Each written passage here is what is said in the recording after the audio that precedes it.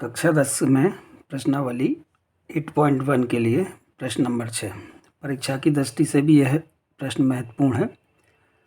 प्रश्न दिया हुआ है, यदि कोण ए और कोण बी न्यून कोण हो जहां cos ए बराबर cos बी, तो दिखाइए कि कोण ए बराबर बी। यह प्रश्न परीक्षा की दृष्टि से भी थोड़ा सा महत्वपूर्ण है। इसको हल करने के लिए सबसे पहले हम एक समकोण त्रिभुज बना लेते हैं, ए बी और सी। इसमें हम समकोण जो बिंदु होगा, जिस बिंदु पर समकोण होगा वह सी बिंदु होगा, क्योंकि हमें दिया हुआ है कि कोण ए और बी न्यून कोण है। सी बिंदु पर समकोण होगा, उसी कंडीशन में कोण ए और कोण बी न्यून कोण होंगे। तो यहाँ से हल करेंगे। माना कि ए बी सी एक समकोण त्रिभुज है।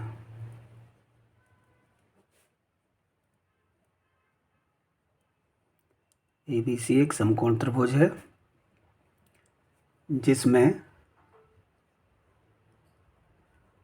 कौन सा कोण समकोण है? हमारा सी, जिसमें कोण सी समकोण है। जब सी समकोण है उस कंडीशन में हमारे ए और बी न्यून कोण है, तब कोण ए एवं कोण बी न्यून कोण होंगे। अब हमें दिया हुआ है कि cos ए बराबर cos बी। कोण ए के लिए cos का मान निकालना है, cos ए कोण के लिए, और cos बी कोण के लिए cos का मान। तो जब कोण ए लेकर हम चलेंगे उस कंडीशन में कोण ए के लिए आधार, लंब और कर्ण कौन कौन सी भुजाएं हो जाएंगी हमारे पास? चूँकि कोण ए के लिए निकाल रहे हैं तो कोण के सामने वाली भुजा लंब होती है और संलग्न भुजा आधार होती है। तो आधार क्या हो जाएगा हमारा? आधार AC। लंब सम्मुख भुजा लंब कहलाएगी।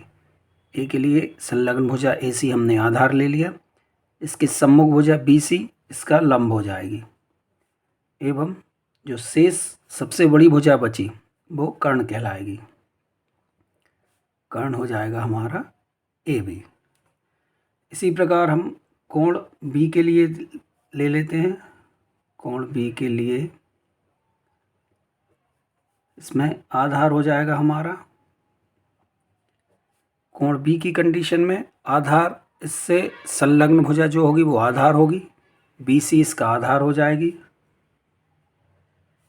लंब इस कोण के सम्मुख भुजा AC इसका लंब कहलाएगी, और कर्ण सबसे बड़ी भुजा जो है हमारे पास AB वही रहेगी।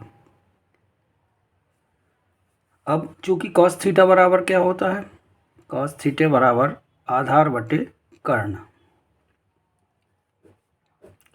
आधार बटे कर्ण होता है। तो इससे हम निकालेंगे cos A का मान। cos A बराबर हो जाएगा आधार बटे कर्ण। इसका आधार, जब कोण A है उस कंडीशन में आधार AC बटे कर्ण AB। इसी प्रकार cos B के लिए निकालने हम।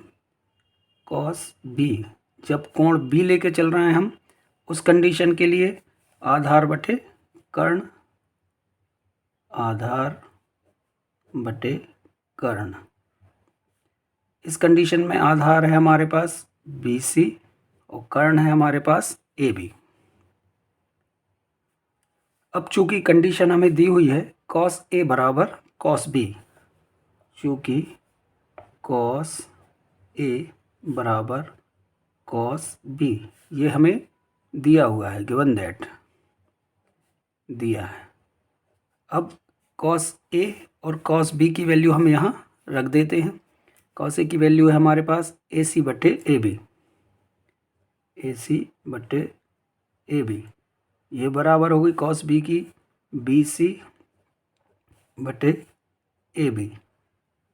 तो इससे हम कह सकते हैं चूँकि ए बी बराबर ए बी है तो ए सी बराबर बी सी, अतः ए सी बराबर बी सी।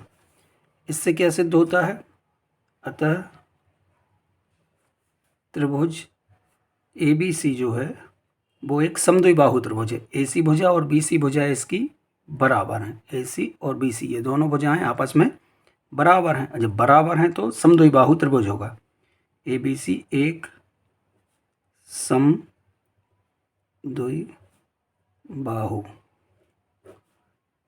त्रिभुज है। अब चूंकि हम जानते हैं कि समान भुजाओं के सम्मुख कोण भी बराबर होते हैं, अतः हम लिख सकते हैं कोण ए बराबर कोण बी। क्यों? क्योंकि समान भुजाओं के सम्मुख कोण बराबर होते हैं। के सम्मुख कोण बराबर होते हैं। यही हमें सिद्ध करना था, तो ये हो गया प्रूव्ड।